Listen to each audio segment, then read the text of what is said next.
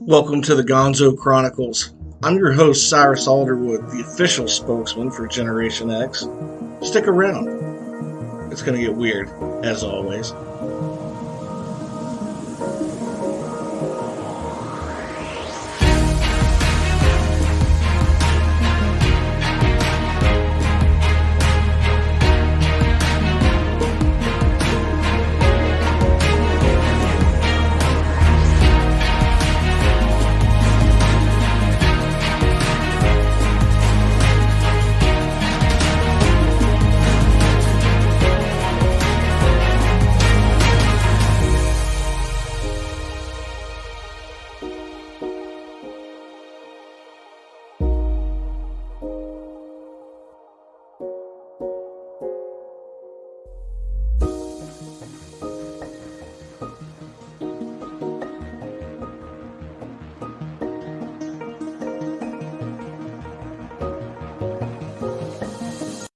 Hey, today is April 6, 2022. It's Wednesday.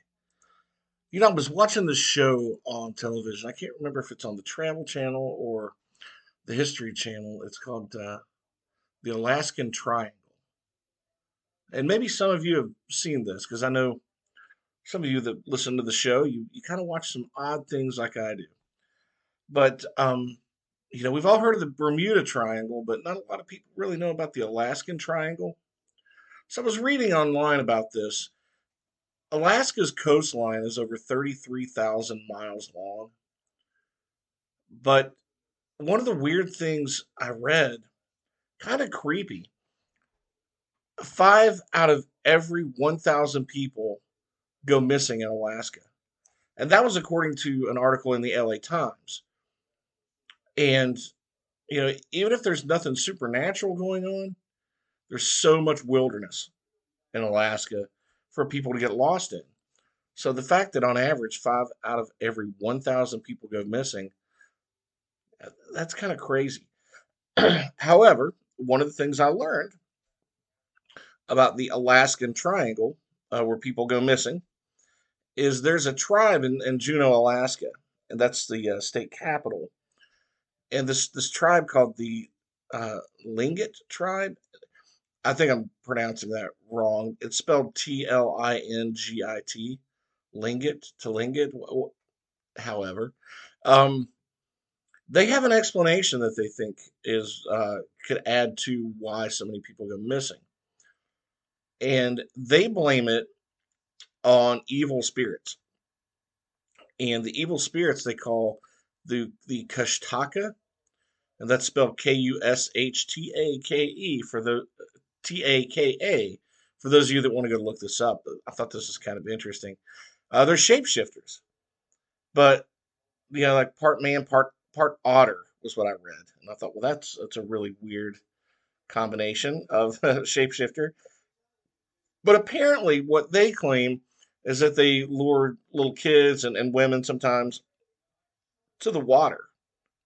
They'll have these cries to get their attention, and what they'll do is they'll still their spirit, and drown them. And I thought, man, that is that is one wild, creepy legend that comes out of Alaska. But on the same vein, I was actually I have some friends, I have some listeners of the show that are out in Arizona, and some friends of the show that have been on here that are from Arizona. And we've talked about the Phoenix Lights on here before. We've actually talked about Superstition Mountains and some of the crazy things that are purported to have happened and still do happen out there. Well, there's another area in Arizona that doesn't get nearly as much attention, and it's called Slaughterhouse Canyon. And for those of you in Arizona or not from Arizona, it is an area called Kingman, Arizona. All right, it's according to Google Maps, it's like 10 or 15 minutes from Kingman, Arizona. Well, what this is, actually, I looked this up. During the gold rush during the 1800s, there was a lot of sickness and a lot of death, a lot of people coming out there seeking their fortunes, looking for gold to strike it rich. But a lot of them got sick. They accidentally died from accidents, diseases, hunger, malnutrition, um, and just a lot of people disappointed and suicide. So this is a little bit. I mean, this is not really that much different than what a lot of other gold miners and their families went through, but in a way, it is. This is really, really dark. And the place actually used to be called Luana's Canyon, and today they call it Slaughterhouse Canyon. You'll find out in a minute why. And you can find this. I was looking this up, and there are actually maps that you can find, these paranormal maps, and it's listed on there. But anyway, Luana Canyon was found in the 1800s by this family, and they ended up living in this wooden shack, right really in the center, the heart of the canyon. Anyway, it's like I said, like 10, 15 minutes away from Kingman, Arizona. And in this wooden shack, the husband, he was this big dreamer, and he was just wanted nothing more than to give his family an easy life. Loved his wife, loved their kids. Anyway, he would go out into the mountains looking for gold and food, to keep his family fed. But the only food that this little family had to eat was whatever he could bring home during his trips out looking for gold. So he would leave and not return for like sometimes 1 or 2 weeks at a time. But he always returned, and his family always ate. But accidents happen. So one day, this guy says goodbye to his family, rode off on their pack mule, and to again go through the same scenario. Let's look for gold. Let's get food to bring back to the family. But that was the last time he would see him, and he became another victim of this whole gold rush tragedy that happened in the 1800s. So she waited for days and days, and he never came home. And she realized something had to be terribly wrong. He's had an accident. He's died. Well, the foods just started to dwindle down, rationing it out. Nothing helped, and she found her and her kids starving. So no food. Her husband's not around, and she, like, just from her starvation, started to go mad. And her kids, they became like real skinny, real pale, real weak, and they were just constantly begging for food from this woman who was losing her mind and going mad. But she didn't have anything to give them. And she just, I guess she got closer and closer to insanity. And she realized she wasn't able to cope with watching her kids slowly starve to death. So get this, this lady, apparently, before she pulls this horrible act, puts on her white wedding dress gown, right?